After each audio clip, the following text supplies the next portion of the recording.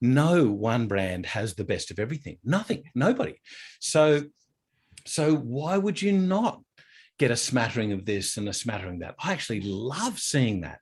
Yeah. I would, as representative for a company, would advocate other brands, because you don't have everything. You may not have the best one. Sometimes your company's product is actually not very well formulated, and even though it's your job, quote unquote, ethically, it's better that you support somebody else's product.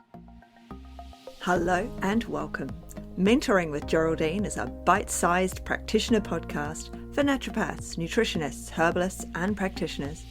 This podcast responds directly to your needs, the needs of the practicing natural therapist.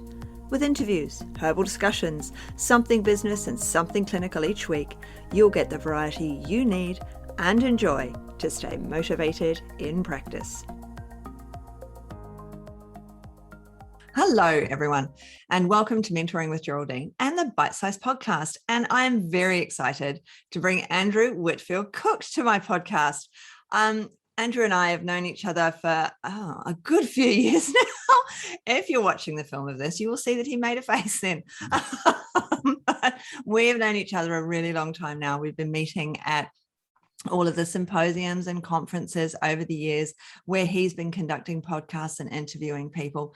Andrew used to be a nurse, and now he's out there doing the stuff for us and making sure that we're out in the world spreading our love and our knowledge to everyone. So, Andrew, thank you so much for coming onto the podcast. It's a pleasure, absolute pleasure. Thanks for having me.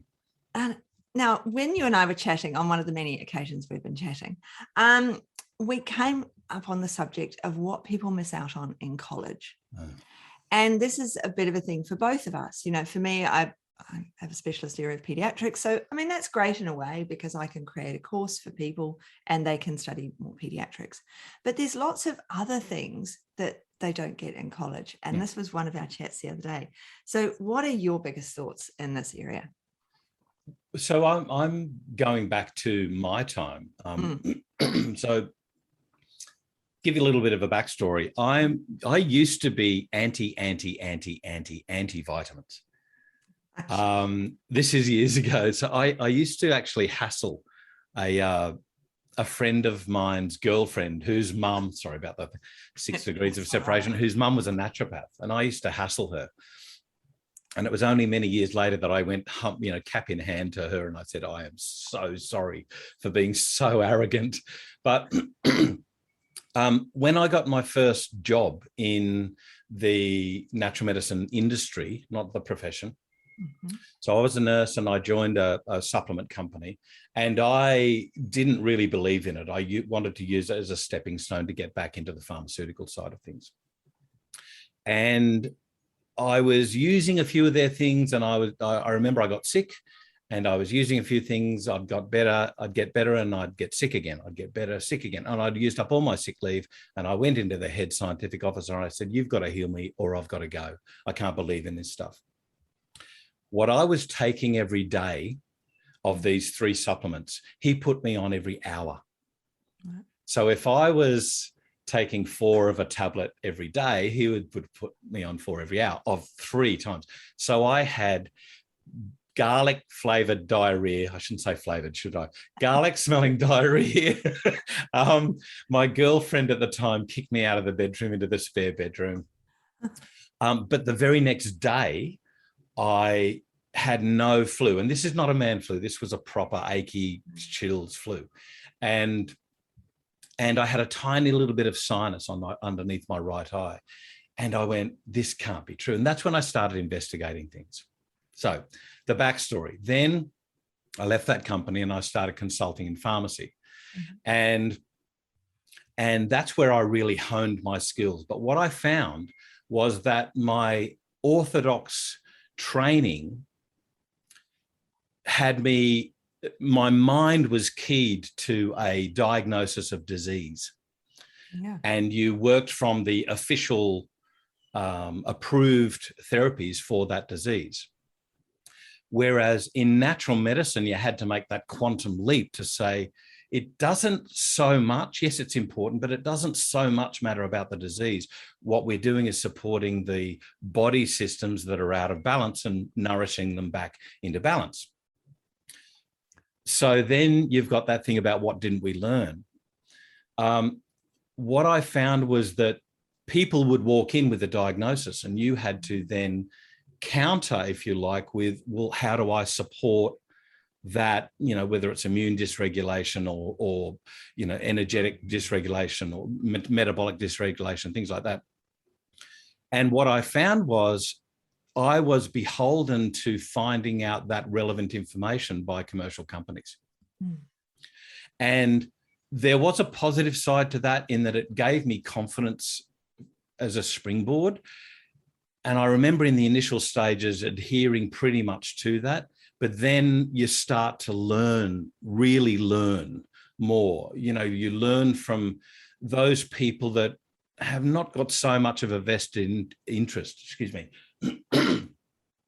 and are really there to teach you how to navigate these complex conditions. And that's when I really honed my skills about, why, for instance, would you give coenzyme Q10 for somebody with thalassemia?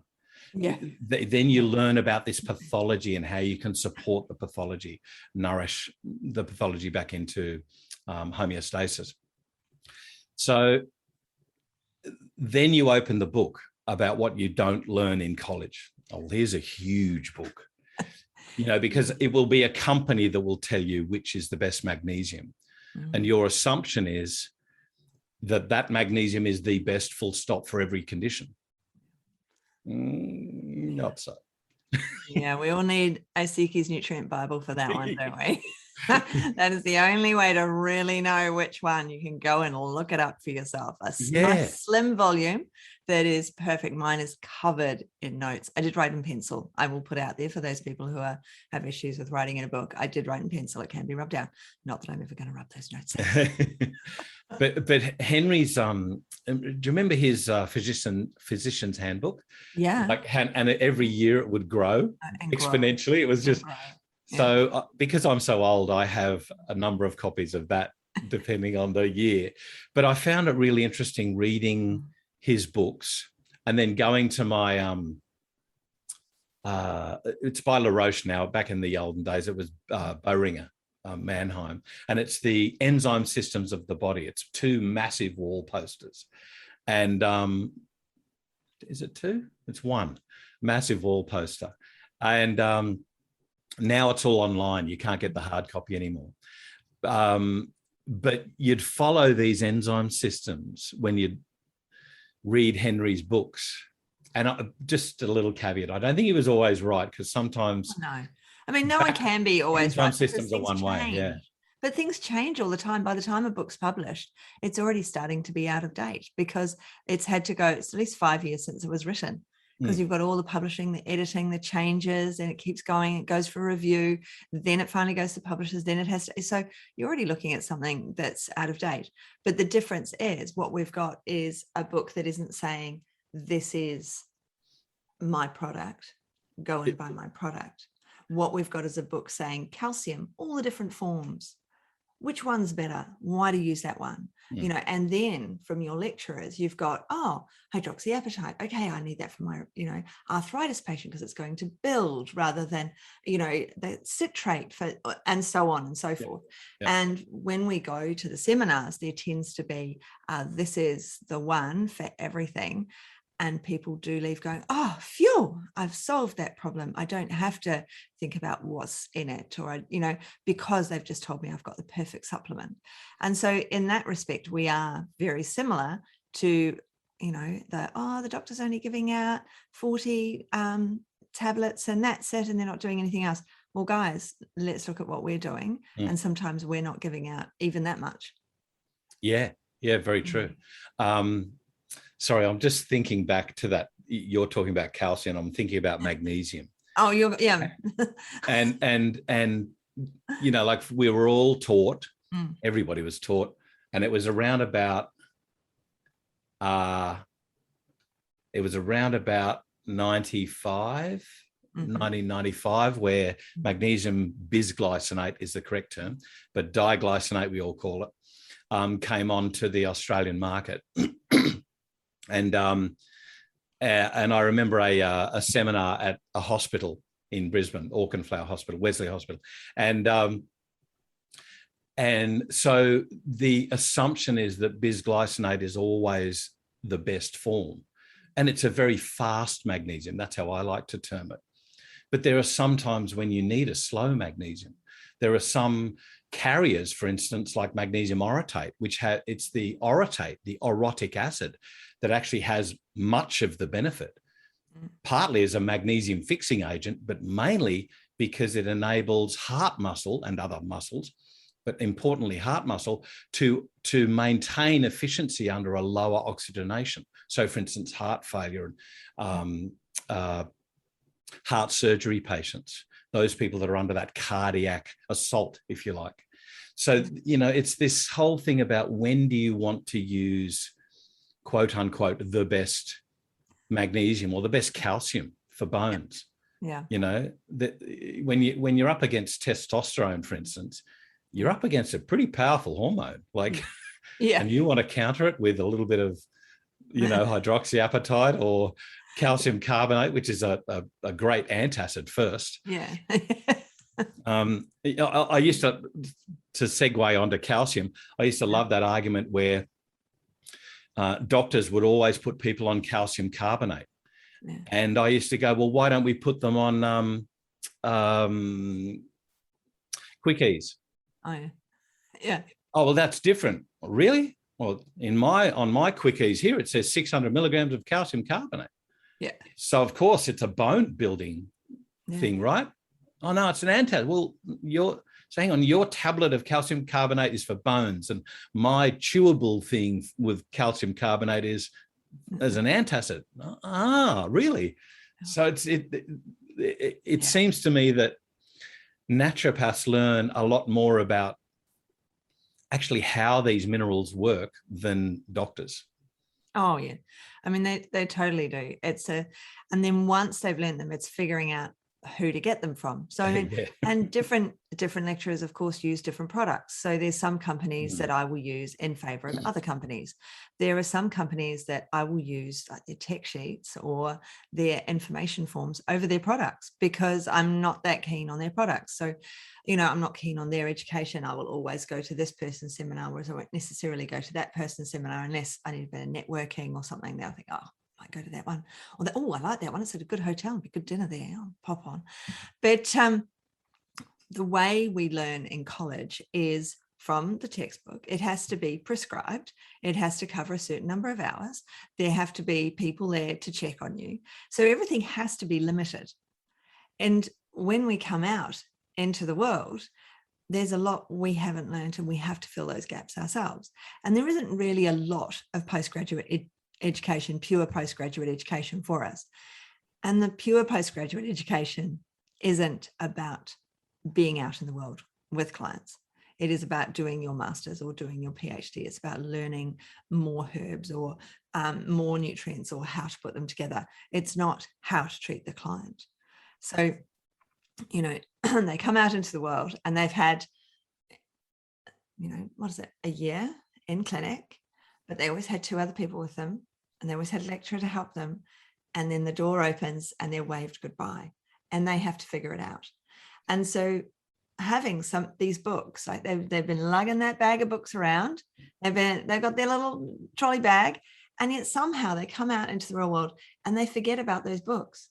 They stop using them. And you see that on Facebook when the questions come up, what's the best product for this? How, and it's just like, actually that one was in your book that you carried around in your wheelie bag to and from clinic for that year. Yeah, that was right there. Yeah. So,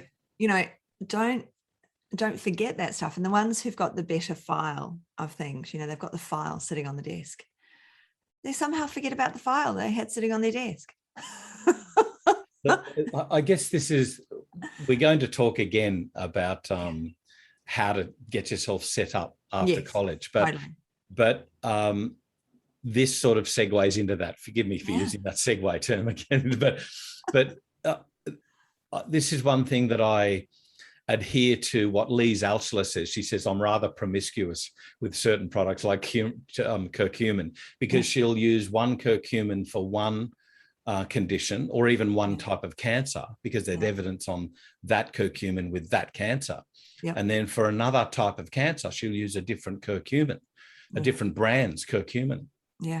So I think we've got to, I guess this is part of the evolution of the smart naturopath. Starts to, in the beginning, we might have to be beholden to, you know, a few companies that you trust and you like. But as you grow, as you start to get more experience, your breadth of product use changes and evolves, because you realize that no one company has the best products of everything. No one company. No. It's like saying, like I remember when I was a rep and I'd hear naturopaths. There's two of note in Nambour.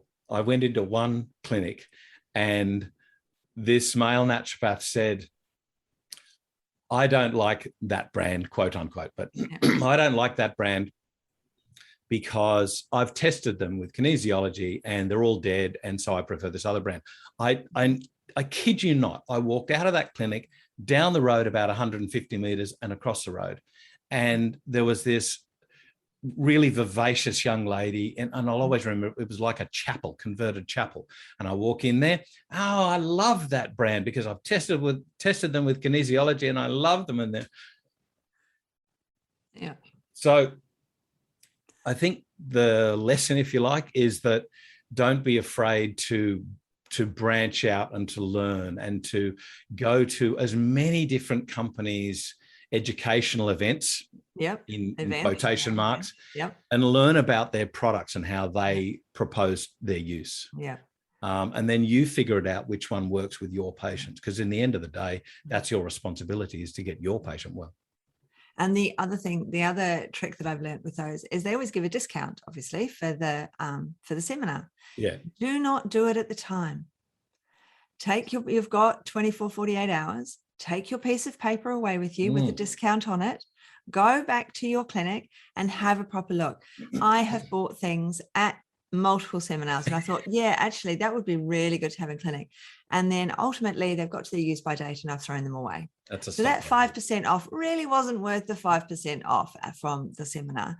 So now, even though it's 5% off, when it's a company that has a lot of, they've got tablets and herbs and this and that, you probably can get one or two things for your 5% off.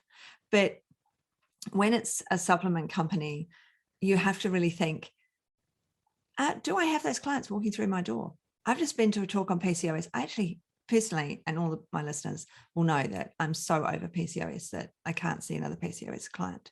But this is right. Just a second. And it's not their fault. They're all beautiful. They're actually all beautiful people and they all do really well under my care. But it's just like, can I have something different now? But I went to this one seminar and I ended up buying their product. And I was like, why have I bought this product? I've gone and bought this supplement.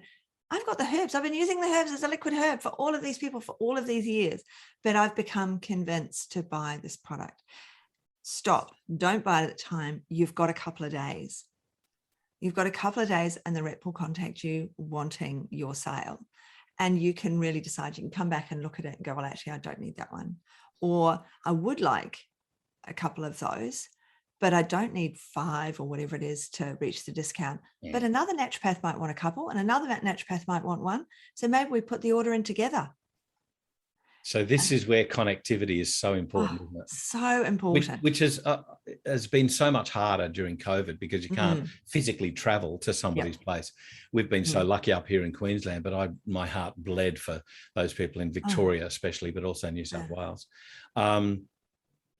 But you mentioned something very important, and that's herbal medicine, which of course, although it's not minerals, I'll get to that in a tick, but herbal medicine is I could not do without herbs. I could not function without herbs, because not just because of their beautiful and pleiotropic actions in many instances, but also because you can truly individualize a prescription and change that, moderate that over time, whereas it's very hard with a tablet.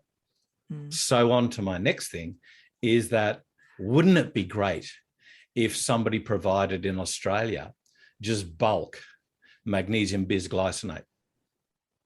They probably do, don't they? Well, you can. You have to go to the raw material suppliers, like, I don't know who imports it into Australia, Capital or that's right. I've gone blank on the suppliers, but anyway. We don't need but the other side of that is, what about maybe contacting a compounding pharmacist who works with these minerals, mineral supplements, and can individualize a prescription for you in that way. So there are things opening up that weren't previously available in Australia. Yeah, there's more and more compounding materials available for nutritionists and naturopaths, which is amazing. So, but again, don't be buying tons of stuff. What's going to happen to that pot after it's been opened? We've got to really think about use by dates on things. So I'm a great one for using distributors. And so then I can buy a bit here and a bit there, but I can buy what I need. I very rarely go to the supplier themselves for their product, unless I know I need, I've had the place has just been smashed and I've run out of heaps of herbs or something. And so I need, I'll need like 8 herbs. Then I'll go to the supplier because I know I'll get my percentage discount, etc. But our distributors are amazing because the reps will cover everything. So you can ring your rep and go, CoQ10. What about the other CoQ10? I can't remember about the CoQ10. What was the thing? And the rep will know because they're going out telling everyone, buy this one's CoQ10 instead of this one's CoQ10 because you want the ubiquinol, not the, and so on and so forth. So having the rep and knowing your distributor's rep is just absolute gold. Yeah. Like I totally advocate that, but I would use companies, if you know that you go through a lot of a certain product, you could probably get a better discount from the company. Oh yeah, definitely. Yeah. But I have real issues when I was a rep. I would have real issues when I would walk into a clinic, and even if it was all the brand that I was representing, I would have real ethical issues as a nurse, thinking about what is behind, what's their motivation for prescribing all of one brand. As I said before, no one brand has the best of everything. Nobody. So why would you not get a smattering of this and a smattering of that? I actually love seeing that. Yeah. I would, as representative for a company, would advocate other brands, because you don't have everything. You may not have the best one. Sometimes your company's product is actually not very well formulated, and even though it's your job, quote unquote, ethically, it's better that you support somebody else's product. And I'm sorry, I did it. I mean, I don't have any clients. I think I have one client on the same brand. She's only on three products, and it's just easier to get her the same brand.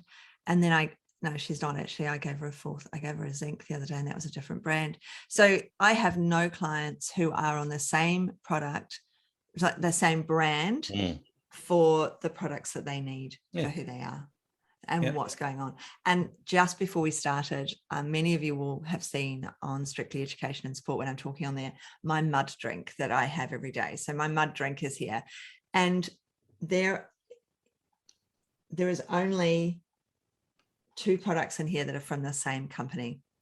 There are 1, 2, 3, 4, 5, 6 products in here. And so that is 5 companies. And that's, I mean, I wouldn't expect my clients to take that, by the way. This is just me.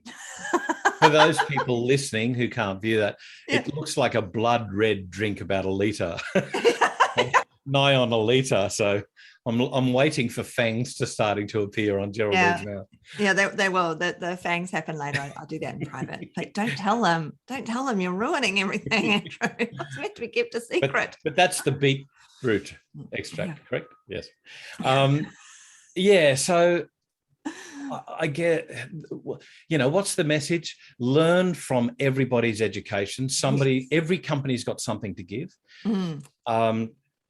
And then you can make your clinical mind up. And my sort of way of thinking was that I had these patients, I say glibly, ghosts. I never killed anybody, really, but these memories of patients that I've treated, and I'll always remember, I'm not going to say, but, the guy with Guillain-Barré, the woman who came to see me for weight loss, and I ended up realizing, I won't say diagnosing, but realizing that she had osteoporosis. And that was her main issue. But anyway,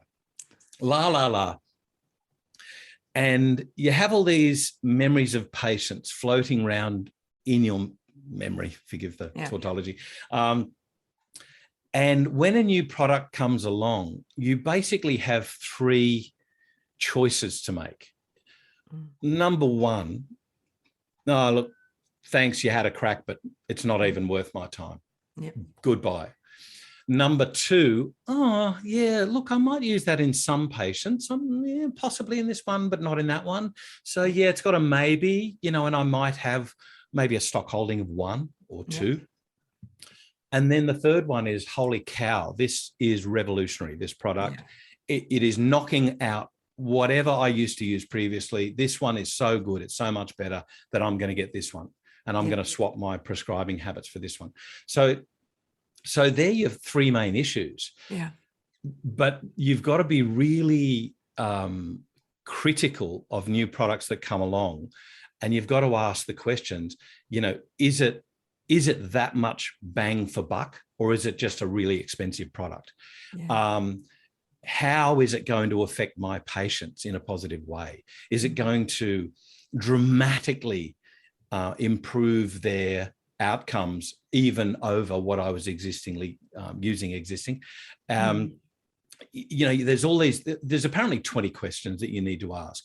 And the last one of the important ones, forgive me, not the last one, is, does it improve my profitability as a business? And I'm not being mercenary and selfish there. What I'm thinking of is, if you can't afford to keep your doors open, you're not going to be able to supply that service for your patients. So stop being so selfish for your patients and start earning a proper living, is my lesson there. There's nothing wrong with making money. It's just if you make it in a horrible way. But if you're helping and helping and helping, there's nothing wrong with being rich. Absolutely. I will find those questions and I will make a little document up and I will put it in the show notes. I will find those questions for you. You will find them for me. Thank you very much. And which I think is probably rounds out this interview quite nicely, and it's time to go. But we will be back again, won't we, Andrew? So we will totally be back again, because I think we brought up that what to do when you're qualifying question. So I think we'll come back and talk about that in another episode. We will. Thank you so much for joining me today. Well, thank you so much for having me. And it's great. And thank you all for joining us. And obviously the usual rules apply. Guys, 5-star review, that'd be lovely if you stayed all the way to the end. Thank you very much. So thank you very much, Andrew. And thank you all very much for listening. Thanks very much, Geraldine. Thanks so much for joining me today. Don't forget to rate, review, and subscribe to the podcast for the weekly episodes. If you'd like even more support and learning, then the Academy is for you. Here you'll find part 2 of the herbal discussions, more clinical learning, and case studies to support your clients in practice. Bye for now.